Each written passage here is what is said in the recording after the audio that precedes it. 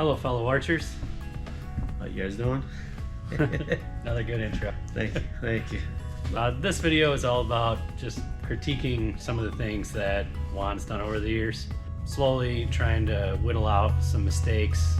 The biggest things are anchor point and like a good proper fall away release. He, like I have the same problem where we tend to just hit the trigger and then force the bow over. When you have a true surprise release, the bow will fall away naturally and you'll have this push and pull.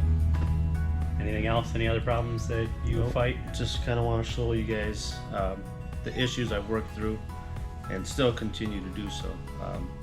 But being more consistent is the name of the game at this point.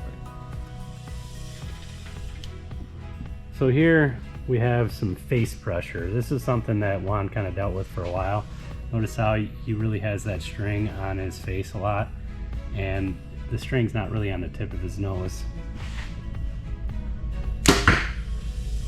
So the point of archery is to just try to repeat as much as you can, and getting that consistent anchor will help your accuracy dramatically. So here Juan's going to do it properly, right? You don't see a real indent there, and just the tip of his nose is on the string. Right here his anchor looks pretty good. So kind of the whole point of this is repeatability. One thing you can do is put a kisser button, they call it, a physical object that you can tie into the string where you can always have like a physical reminder that you're in the same location on the string. One of the other things that Juan works on a lot is this push and pull. How did you find that problem? So just watched myself take 9 shots in the last video. My anchor point, Which was on YouTube, by the way. Check it out. my anchor point would kind of move up and down my cheek a little bit. So I know I have to work on that a little bit more. Just taking more shots and just making it muscle memory more than anything.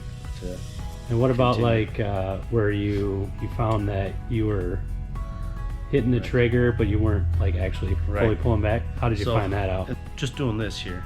I'm not pulling back at the same time with pressure on my finger. Something I have to work on as well is slowly pulling it back, and I kind of want to fall back a little bit more as I'm shooting my bow. Yeah, he'll kind of show it here. He'll show it here as an example. So he's going to try to curl around, and the proper way to do it would be just to pull your arm back so it shoots, but he's going to do it the wrong way here. See right there, he just kind of like that. That's what they call slapping the trigger. Right. I do the same thing, honestly. So that's something I have to work on getting better. And as I continue to shoot, the more repetitive I get, the easier it'll come, and I'll be able to hit 10s. So this issue, Juan fought a lot early in his archery career. He did a lot of torquing with his front wrists. You can kind of show here, Juan. There was a lot of like, he would either push out, he would torque the bow in, or he'd torque the bow out, and that's going to push the arrow left or right for you.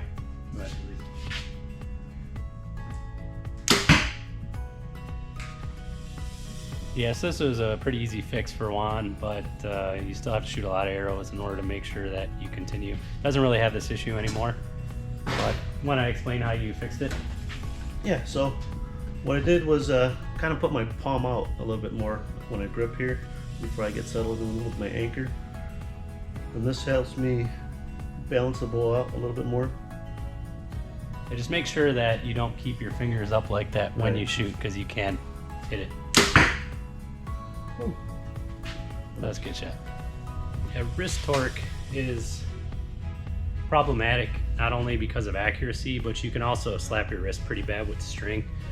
I've done it a few times when I was trying to set up left-handed bows because I'm not real comfortable shooting a left-handed bow yet, but they do make wrist guards for that. A lot of traditional archers use it. At the end of the day, it's all about just trying to make sure you repeat as much as possible and understand your own flaws. We all have them in this sport and in everything, right?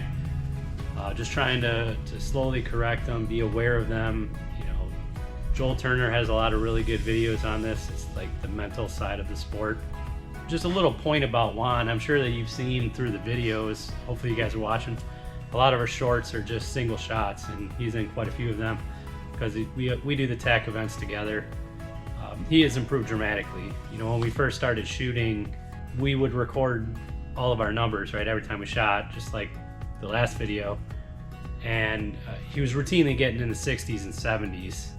Now, as you saw the last time, he had an 80, and you weren't happy with it, right? Right, exactly. I think 83 should be where I'm at, 83, 86.